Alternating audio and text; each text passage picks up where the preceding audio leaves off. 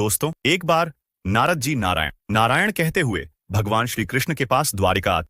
नारद जी भगवान श्री कृष्ण को प्रणाम करते हैं और भगवान श्री कृष्ण से कहते हैं कि हे द्वारिकाधीश, मैं आपके पास एक सवाल का उत्तर पूछने आया हूं, जिसका उत्तर मुझे बहुत सोचने के बाद भी नहीं मिला, जिसके कारण मैं आपके पास द्वारिका आया हूं। आप तो तीनों लोकों के स्वामी हैं। श्री कृष्ण कहते हैं, बताओ नारद जी, आपके मन में कौन सा सवाल चल रहा है जिसका उत्तर आपको अभी तक नहीं मिला।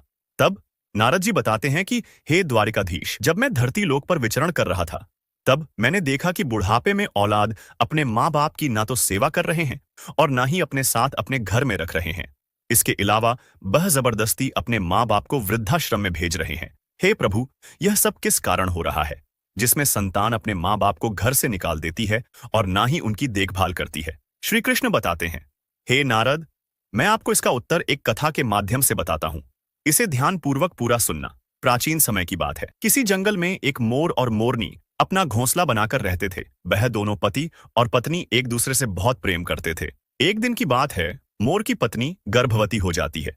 इस बात को मोरनी अपने पति मोर को बताती है, तो इसे सुनकर मोर बहुत ही प्रसन्न होता है कि वह दोनों माँ बाप बनने वाले हैं, जिसके कारण मोर अपनी पत्नी की और भी ज्यादा देखभाल करने लगता है। वह अपनी पत्नी को दाना पानी घोंसले में ही लाकर देने लगता है। वह अपनी पत्नी की दिन रात सेवा करने लगता है।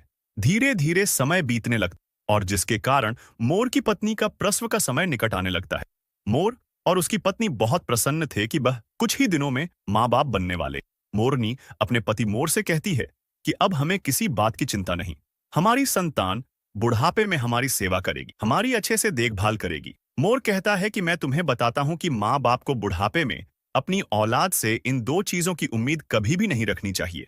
मोर कहता है कि हे प्रिय, एक नगर में एक व्यक्ति रहता था। उस व्यक्ति के घर में ईश्वर का दिया हुआ सब कुछ था, खूब धन, दौलत, मान सम्मान। इतना कुछ होने के बाद भी वह दोनों पति पत्नी बहुत दुखी रहते थे। उनके दुखी होने का कारण यह था कि उनके पास ईश्वर का दिया हुआ तो सब कुछ है, लेकिन उनकी कोई संतान नहीं थी। इसी बात को लेकर दोनों पति पत्नी अक्सर चिंतित रहते थे कि उनकी देखभाल करने के लिए बुढ़ापे में कोई नहीं होगा। वह अपनी पत्नी को अच्छे से अच्छे डॉक्टर को दिखाता है और महंगे से महंगे अस्पताल में अपनी पत्नी का इलाज करवाता है और कई तीर्थ स्थानों और मंदिरों में मन्नतें मांगता है। तब कहीं जाकर भगवान उसकी इच्छा को पूरा करता है। 20 साल बाद ईश्वर की कृपा से उन्हें एक पुत्र की प्राप्ति होती है, लेकिन वह एक आंख से काना होता है। फिर उसकी माँ अपने पुत्र को देखकर कहती है कि कितना सुंदर है मेरा बच्चा। उसकी इन बातों को सुनकर नर्स की आंखों में पानी आ जाता है। वह नर्स सोचने लगती है, यदि परमात्मा को औलाद का सुख देना ही था तो इस बच्चे को दोनों आंखें ही दे देते। उस बच्चे की माँ कहती है, चलो कोई बात नहीं, जैसा भी है, आखिर है तो मेरा ही बेटा। नर्स उस औरत को कहती है कि बहन जी, यदि आप चाहती हैं कि आपके बेटे की दोनों आंखें ठीक हो और वह एक आंख से काना ना रहे और उसकी आंख ठीक हो जाए, तो ऐसा भी हो सकता है। बच्चे की माँ नर्स से कहती है कि नर्स बहन, ये कैसे संभव है। नर्स उन्हें बताती है कि ऐसा हो तो सकता है, लेकिन उसके लिए आप दोनों माता पिता में से किसी एक को अपनी एक आंख देनी होगी, जिससे आपके पुत्र की आंख ठीक हो जाएगी। बच्चे के पिता कहते हैं कि नर्स मैडम, हमारे पुत्र की एक आंख तो सही सलामत है, वह एक आंख से भी पूरी दुनिया देख सकता है, उसे दूसरी आंख लगाने की कोई जरूरत नहीं है। मैं अपनी आंख नहीं दे सकता क्योंकि मेरा घर मेरी मेहनत मजदूरी से ही चलता है।